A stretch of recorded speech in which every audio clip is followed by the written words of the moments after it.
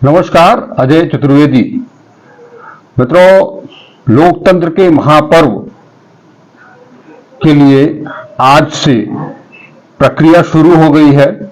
मतदान की प्रक्रिया आज पहले चरण के लिए देश के 21 राज्यों के 102 लोकसभा सीटों के लिए मतदान शुरू हुआ है। स्थिति मतदाताओं ने अब की बार काफी झूम करके मतदान करने का उत्साह दिखाया है। जो स्थिति अभी तक 1 बजे तक की जो रिपोर्ट मुझे प्राप्त हुई थी उसके अनुसार अंडमान निकोबार में 35.70, अरुणाचल प्रदेश में 34.99, असम में 45.12, बिहार में 32.41, छत्तीसगढ़ में 42.57, जम्मू कश्मीर में 43.11, लक्षद्वीप में 29.91, मध्य प्रदेश में 44.18, महाराष्ट्र में 32.36, मणिपुर में 45.68, मेघालय 48.91, मिजोरम 36.67, नागालैंड 38.83, पांडिचेरी 44.95, राजस्थान 35.73, सिक्किम 36.82, तमिलनाडु 39.43, त्रिपुरा 53.04, उत्तर प्रदेश जहां 8 सीटों पर चुनाव हो रहा है वहां 36.96, उत्तराखंड 37.33, पश्चिम बंगाल 50.96। ये मतगणना का जो स्थिति रही है, जो रुझान रहा है, वो 1 बजे तक का मेरे पास रिपोर्ट पहुंची, वो मैं आपको बताया। अभी कुछ देर के बाद मतदान करीब 7 बजे तक चलना है और उसके बाद सारी ईवीएम मशीनों को सील कर दिया जाएगा। अलग अलग निर्वाचन क्षेत्रों के स्ट्रांग रूम में उसको रख दिया जाएगा। मतगणना 4 जून को होनी है, ये आप सभी इससे अवगत हैं। ये रही आज की पहले चरण की मतदान की जो स्थिति थी, उससे मैंने आप सबको बताया। लेकिन दरअसल आज हमारा विषय कुछ अलग था। अलग था क्या मतलब अलग है। मैं आज चर्चा करने के लिए विशेष रूप से आज यहां जरूर आपके साथ आया हूं। वो चर्चा ये है, उत्तर प्रदेश की एक घटना। उत्तर प्रदेश के सोनभद्र जिले में के दुद्धी के धनौरा गांव में एक व्यक्ति विजय कुमार पुरी जो बुरी तरह से जल गए और पर्याप्त इलाज न मिलने के कारण उनकी जान चली गई। कहा यह भी जा रहा है कि अगर उन्हें समय से उचित इलाज मिला होता तो विजय को बचाया जा सकता था। उनके परिवार को एक नौजवान जो उसकी जरूरत थी उसको बचाया जा सकता था, लेकिन ऐसा नहीं हो पाया। हालांकि कहा यह भी जाता है कि हर व्यक्ति की मौत की तिथि और समय तय है। जो यहां आया है उसे यहां से जाना है और वो कब जाएगा, कैसे जाएगा, वो भी तय है। लेकिन आज के 21वीं सदी की बात करें, हम विकसित भारत की बात करें, हम वो उस प्रदेश की बात करें जहां, उस देश की बात करें जहां पर हर व्यक्ति को बेहतर स्वास्थ्य, बेहतर शिक्षा देने का पूरा मुकम्मल इंतजाम किए जाने का दावा भी किया जा रहा है। खास तौर पर 2020 के बाद, कोरोना काल के बाद, कोरोना काल में जिस तरह की अफरा तफरी मची थी, इंजेक्शन को लेकर के, दवाओं को लेकर के, बेड को लेकर के, ऑक्सीजन को लेकर के बहुत मेहनत करने के बाद बड़ी मुश्किल से सारे इंतजाम हुए थे। बावजूद इसके उस दौरान भी स्वास्थ्य सुविधाओं में जो खामियां थी उसका खामियाजा लाखों लोगों को भुगतना पड़ा था। कहा यह गया कि हम उस कोरोना काल के बाद से काफी कुछ अपने आप को सुदृढ़ कर चुके हैं। अब अस्पतालों में सारी सुविधाएं हैं, सब सारे दक्ष डॉक्टर हैं, कर्मचारी हैं, मेडिकल और नॉन मेडिकल स्टाफ पूरी तरह से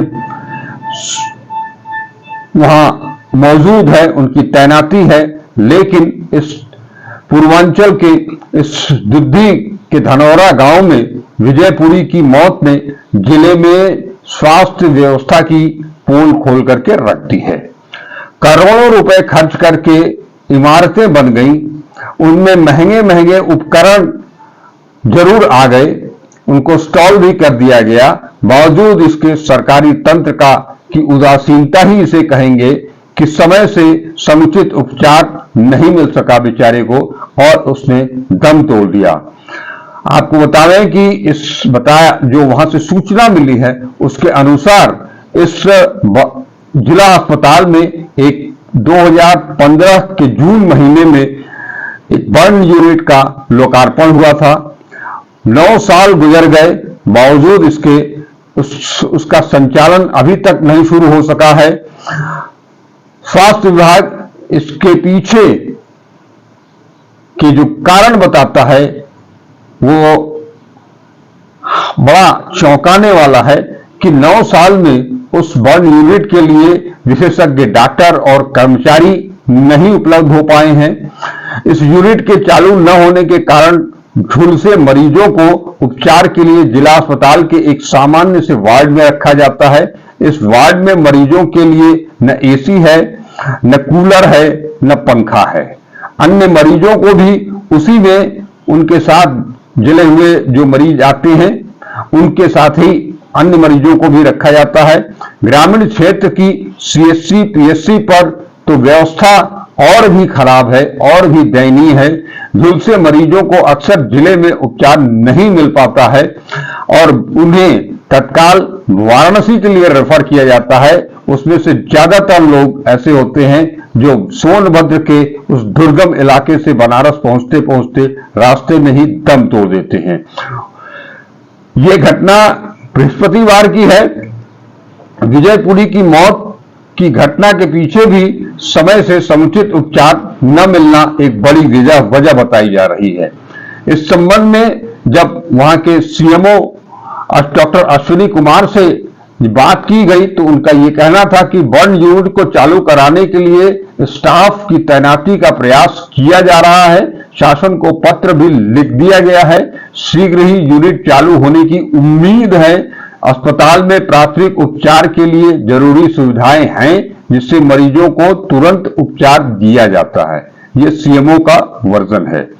हालत यह है कि ये बर्न यूनिट 2015 में लोकार्पित हो गई आम जनता के लिए जून 2015 में। यह स्थिति तब है जब लगातार इस उत्तर प्रदेश की शासन व्यवस्था के सिरमौर या केंद्र में जो व्यवस्था है सरकार है उसके सिरमौर लगातार ये कहते रहते हैं कि हम जिस चीज का शिलान्यास करते हैं उसका उद्घाटन भी करते हैं। अच्छी बात है, शिलान्यास भी हो गया, उद्घाटन भी हो गया। उस उद्घाटन अगर हो गया तो उसके बाद मरीजों को वो सुविधाएं जो मिलनी चाहिए वो क्यों नहीं मिल पा रही हैं? इसके लिए कौन दोषी है? इसकी निगरानी कौन करेगा? उसका दायित्व कौन निर्धारित करेगा? आम जनता तो कतई नहीं करेगा। आम पब्लिक जो खुद ही पीड़ित है वो इन सारी व्यवस्थाओं को जो चाहिए उसके रक्षार्थ, उसके जीवन रक्षार्थ, उसे जीवन बचाने के लिए ये सारी चीजें मुकम्मल कराने का जिम्मा शासन का है, प्रशासन का है। सीएमओ कह रहे हैं कि पत्र लिखा गया है, उम्मीद कर रहे हैं कि जल्द ही सब कुछ शुरू हो जाएगा। इसे क्या कहा जाए मित्रों? ये एक महज नजीर है। ऐसा नहीं है कि केवल दुद्धी के इस धनौरा गांव में ही ये स्थिति है। ये स्थिति तमाम गांवों की है। तमाम गांवों में लोग छोटी छोटी चीजों के लिए तरस रहे हैं आज भी। उन्हें कोई खास तौर पर इलाज के लिए हर व्यक्ति परेशान है। जहां कहीं भी चले जाइए लंबी लंबी लाइनें लगी रहती हैं। अस्पतालों में दवाएं नहीं हैं, बाहर से दवाओं की पर्ची लिखी जा रही है मनाही के बावजूद, बाहर से दवा मंगाने के लिए।